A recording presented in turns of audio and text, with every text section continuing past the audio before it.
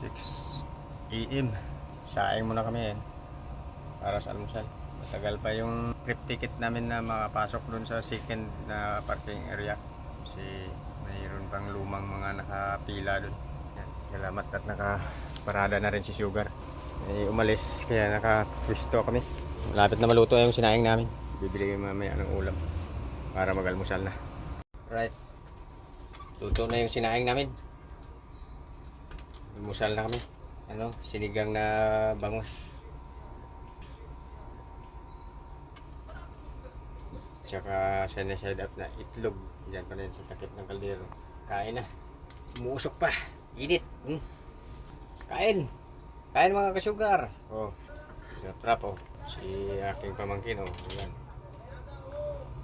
Yan, sarap.